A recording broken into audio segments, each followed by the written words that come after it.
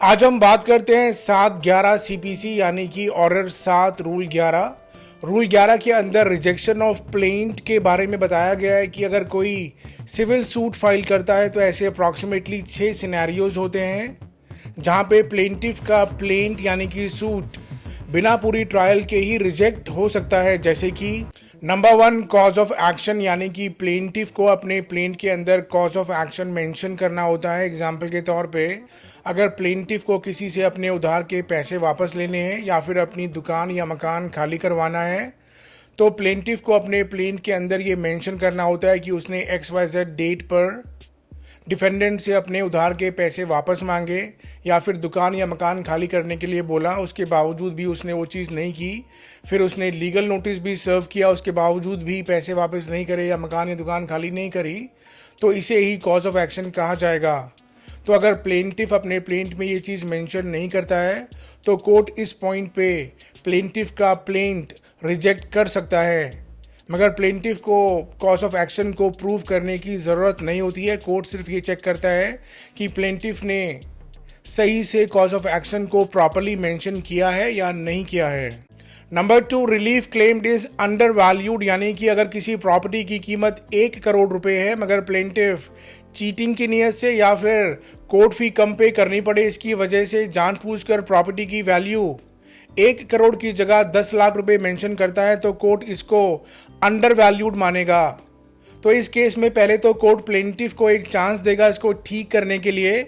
अगर इसके बावजूद भी प्लेंटिफ इसको ठीक नहीं करता है तो कोर्ट उसका प्लेंट रिजेक्ट कर सकता है। Number 3 insufficient stamp. एग्जाम्पल के तौर पे अगर किसी प्रॉपर्टी की कीमत 1 करोड़ रुपए है या फिर किसी से 1 करोड़ रुपए की रिकवरी करनी है और प्लेंटिफ इस 1 करोड़ रुपए को सही से मेंशन करता है अपने प्लेंट के अंदर, तो इस 1 करोड़ रुपए के ऊपर प्लेंटिफ को एड वैलोरम कोर्ट फी पे करनी होती है जो उसको अपने प्लेंट के साथ लगानी होती है। तो अगर प्लेंटिफ सही से एड वैलोरम कोर्ट फी पे नहीं करता है या फिर कम पे करता है या बिल्कुल भी पे नहीं करता है तो कोर्ट पहले तो प्लेंटिफ को एक चांस देगा इसको ठीक करने के लिए, और अगर उसके बावजूद भी प्लेंटिफ इसको ठीक नहीं करता है तो इसी पॉइंट पर कोर्ट प्लेंटिफ का सूट यानी कि प्लेंट रिजेक्ट कर सकता है। नंबर 4 बार्ड बाय लॉ, यानी कि अगर प्लेंटिफ के केस पे किसी स्पेसिफिक लॉ के द्वारा रोक लगी हुई है तो फिर प्लेंटिफ केस फाइल नहीं कर पाएगा और उसका प्लेंट रिजेक्ट हो जाएगा। एग्जाम्पल के तौर पे लिमिटेशन लॉ, यानी कि अगर किसी केस को फाइल करने की लिमिट्स 3 साल की है मगर प्लेंटिफ 5 साल के बाद केस फाइल करता है तो उसका केस बार्ड बाय लॉ हो जाएगा एज पर लिमिटेशन एक्ट। या अगर किसी केस में प्लेंटिफ ने अपने आप को ओनर डिक्लेयर करवाने का सूट फाइल किया है मगर जो लोग अभी उस प्रॉपर्टी में रह रहे हैं उनसे पोजीशन लेने के लिए कोई भी रिलीफ नहीं मांगा है तो ये एक इनकम्प्लीट सूट होगा और incomplete suit barred by law होते हैं। तो इसी तरह के और भी एग्जाम्पल हो सकते हैं जहाँ पे प्लेंटिफ का प्लेंट बार्ड बाय लॉ होगा और इसी ग्राउंड के ऊपर प्लेंटिफ का प्लेंट रिजेक्ट हो जाएगा।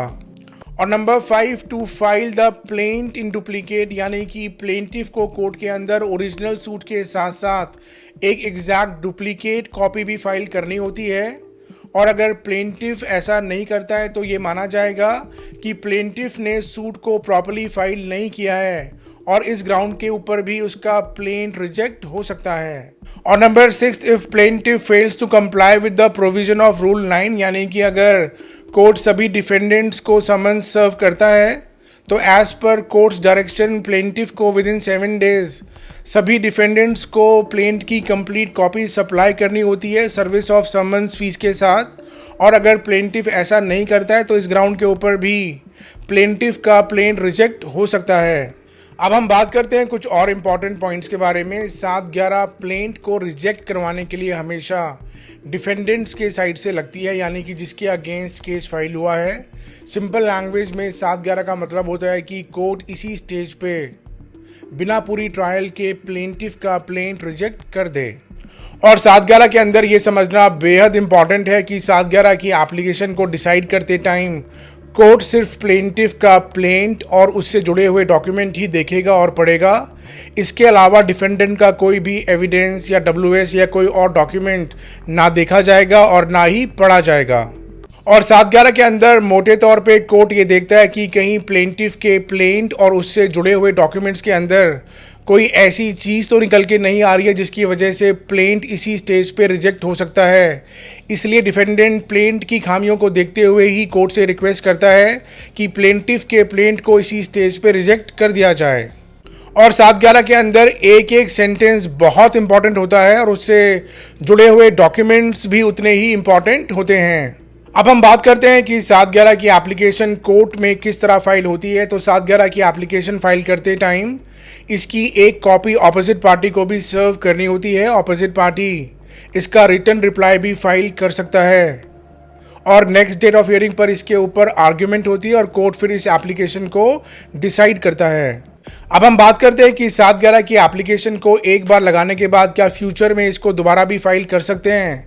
तो इसका आंसर है कि अगर 711 की एप्लीकेशन को डिफेंडेंट विड्रॉ करता है with the permission to file the fresh application और अगर कोर्ट इसको अलाउ करता है तभी डिफेंडेंट इसको फ्यूचर में लगा पाएगा। मगर एक बार अगर ये 711 मैरिट्स पे डिसमिस हो जाती है तो फिर डिफेंडेंट इसको फ्यूचर में दोबारा नहीं लगा पाएगा। और अगर 711 के अंदर प्लेंटिफ का प्लेंट रिजेक्ट हो जाता है तो फिर वो अपर कोर्ट में अपील में जा सकता है और अगर 711 की एप्लीकेशन डिसमिस हो जाती है तो डिफेंडेंट रिवीजन में जा सकता है। अब हम बात करते हैं कि 711 की एप्लीकेशन लगाने की क्या कोई स्टेज होती है। तो इसका आंसर है नहीं।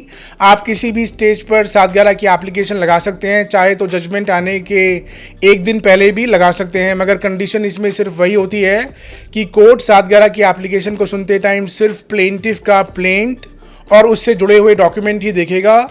डिफेंडेंट का डिफेंस या एविडेंस या फिर कोई WS या कोई और डॉक्यूमेंट ना देखा जाएगा और ना ही पढ़ा जाएगा। और अगर आपके एडवोकेट की एक्सपर्टाइज कम है और प्लेंट को रेडी करते टाइम वो कोई मिस्टेक या ब्लंडर करता है तो ये खुद के पैरों पे कुल्हाड़ी मारने जैसा होगा, बिकॉज इन गलतियों की वजह से आपका प्लेंट रिजेक्ट हो सकता है बिना पूरी ट्रायल के। इसलिए 711 की एप्लीकेशन को ध्यान में रखते हुए ही अपने प्लेंट को ड्राफ्ट करें और आप अपने केस के लिए हमेशा एक एक्सपर्ट एडवोकेट को ही हायर करें।